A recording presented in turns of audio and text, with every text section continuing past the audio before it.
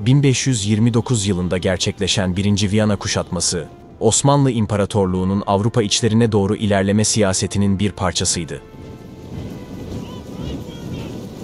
Kuşatma, 1526 yılında yapılan Mohaç Muharebesi'nin sonuçlarıyla yakından ilişkilidir. Bu savaş, Osmanlı zaferiyle sonuçlanmış ve Macaristan Kralı II. Lajoş'un ölümüyle ülke, iç savaşın eşiğine sürüklenmişti. II. Lajoş'un varisiz ölümü, Macaristan tahtında iki rakip grup arasında bölünmeye yol açtı. Bu gruplardan biri, Habsburg Hanedanı tarafından desteklenen Avusturya Arşidükü 1. Ferdinand, diğeri ise Osmanlılar tarafından desteklenen Erdel Voyvodası János Zápolya'ydı. Ferdinand, Sultan Süleyman'ın İstanbul'a dönmesiyle Batı Macaristan'daki önemli şehirleri, özellikle Budin'i ele geçirdi. Bu durum karşısında Zápolya, Osmanlı'dan yardım istemek zorunda kaldı. Osmanlı İmparatorluğu'nun bu savaşa müdahalesi, yalnızca Zápolya'yı desteklemekle sınırlı değildi. Kanuni Sultan Süleyman, Habsburgların Macaristan üzerindeki hakimiyetini önlemek, bölgedeki Osmanlı nüfuzunu artırmak ve Batı Avrupa'ya ilerlemek için Macaristan'ı bir sıçrama tahtası olarak değerlendirdi. Tarihçiler, Osmanlı'nın uzun vadeli hedefleri konusunda farklı yorumlar sunsa da genel kanı, Macaristan'ın Avrupa'daki Osmanlı fetihleri için bir sıçrama tahtası olarak düşünüldüğüdür.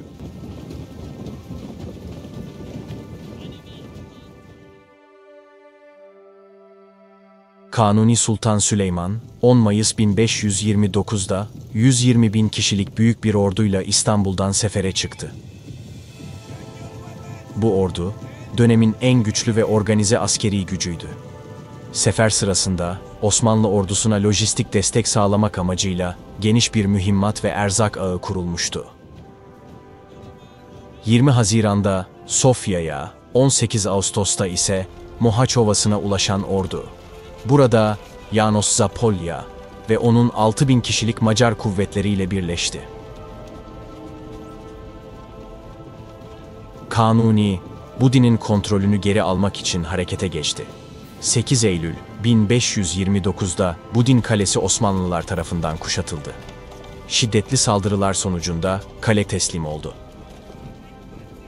Ancak Budin muhasarası uzun sürdü ve sefer mevsimi geçmek üzereydi. Buna rağmen Budin'in ardından hedef, Habsburg Hanedanı'nın başkenti Viyana olarak belirlendi. 22 Eylül'de Avusturya sınırını geçen Osmanlı ordusu, 27 Eylül 1529'da Viyana önlerine ulaştı.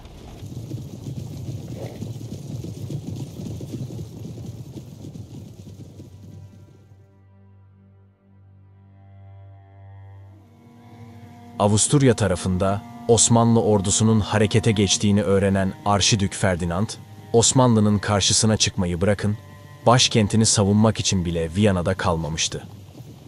Ana ordusuyla birlikte Linz'e çekilerek başkenti terk etti. Şarlken ve Ferdinand, Osmanlılarla açık bir meydan muharebesine girmekten kaçınıyor, 1526'daki Mohaç yenilgisine benzer bir felaketin tekrarından endişe ediyorlardı. Buna rağmen Viyana şehrini tamamen savunmasız bırakmadılar. Avrupa'nın dört bir yanından gelen Hristiyan askerler, Osmanlı ordusunun Viyana önüne ulaşmasından kısa süre önce şehre giriş yaptı. Ayrıca şehir halkı savunmaya katılmak için silahlandırıldı. Surlar tahkim edilerek 300 top surlara yerleştirildi. Şehrin savunmasını ise Kont Niklas Salm üstlenmişti. Viyana savunucularının sayısı yaklaşık 30.000 kadardı. Bu sayı Osmanlı ordusuna kıyasla az olsa da şehrin tahkimatları oldukça sağlamdı. Ancak Avusturyalıların asıl güvendiği unsur doğa şartlarıydı. O yıl kış erken gelmiş ve yoğun yağmurlar arazileri bataklığa çevirmişti. Osmanlı ordusu Budin kuşatmasında zaman kaybedince bu zor koşullar Türkler için daha da ağırlaşmıştı. Ayrıca Osmanlılar, Şarlken ve Ferdinand'ın meydan muharebesi yapacağını düşündüklerinden ağır kuşatma toplarını getirmemişlerdi. Tarihçiler, Kanuni Sultan Süleyman'ın Viyana'yı kuşatma sebebinin Şarlken ve Ferdinand'ı bir meydan muharebesine zorlamak olduğunu da öne sürer.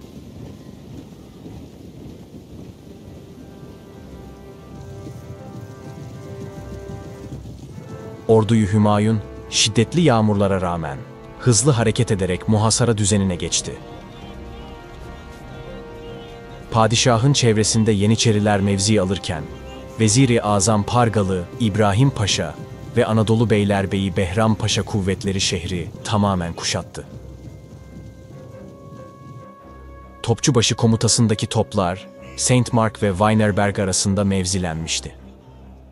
Bali Bey, Weynerberg tepelerini tutarken, Hüsrev Bey ise bu hattın daha ilerisindeki bölgeyi koruyordu. Nitekim kuşatma 27 Eylül 1529'da başladı.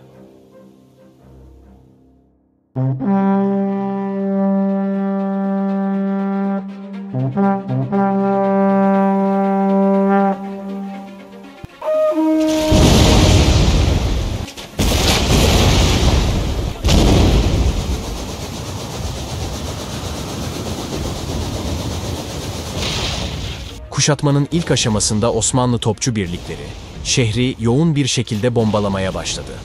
Fakat ağır kuşatma toplarının olmayışı, şehir surlarında yer yer yıkıntılar oluştursa da Türklerin istediği gedikleri açmamıştı.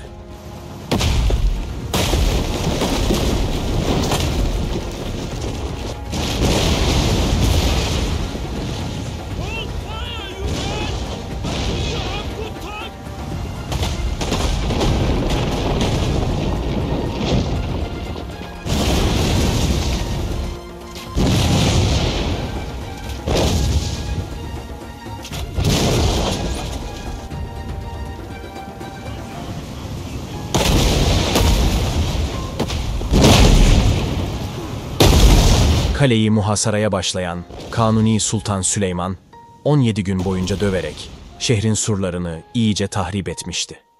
Bu sırada bir Osmanlı güllesinin isabetiyle kale komutanı Kont Salm de ölmüştü.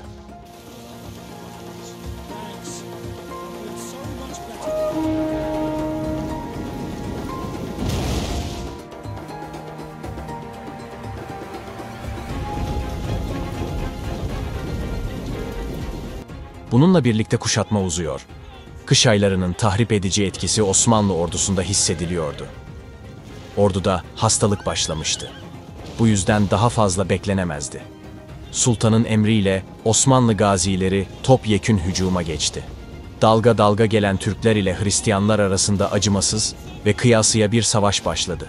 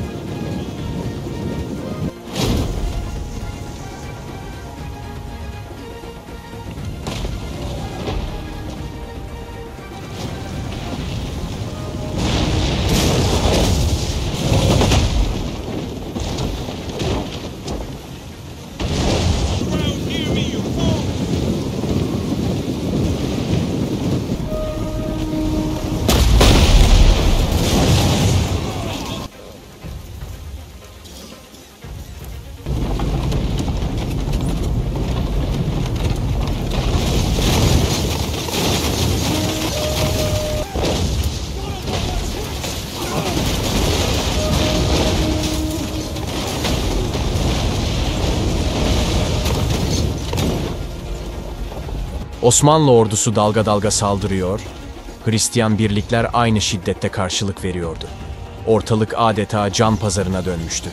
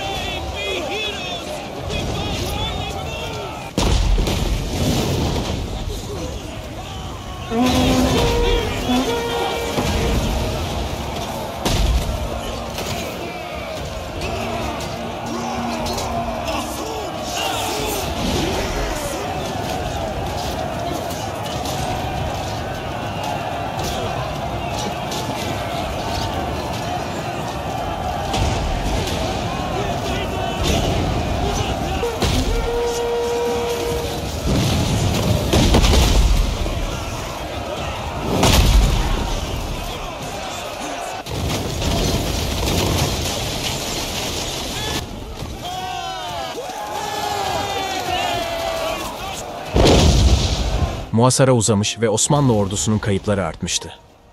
Çevreden aldığı istihbaratlar sonunda Viyana'ya 150 kilometre uzaktaki Linz'de bir Alman ordusunun toplandığı anlaşılınca, Kanuni orduya muhasarayı kaldırma emrini verdi.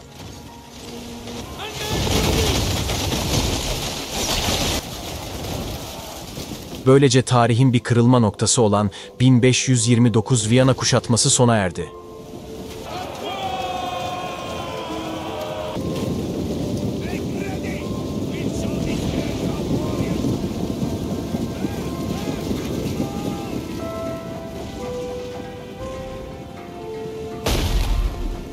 Kaynaklar bu çetin kuşatmada Osmanlı ordusunun 10-15 bin civarında şehit verdiğini söyler.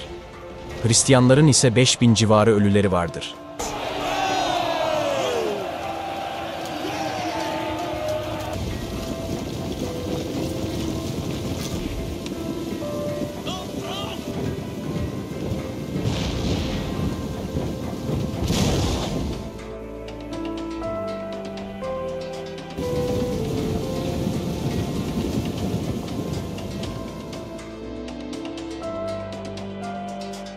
...16 Ekim'de Viyana önlerinden hareket eden orduyu Hümayun, 25 Ekim'de Budin'e, 16 Aralık'ta da İstanbul'a döndü. Avrupalılar Osmanlılardan kurtulmuş gibiydi. Ancak Muhteşem Süleyman efsanesi birkaç sene sonra Alaman seferiyle geri dönecekti.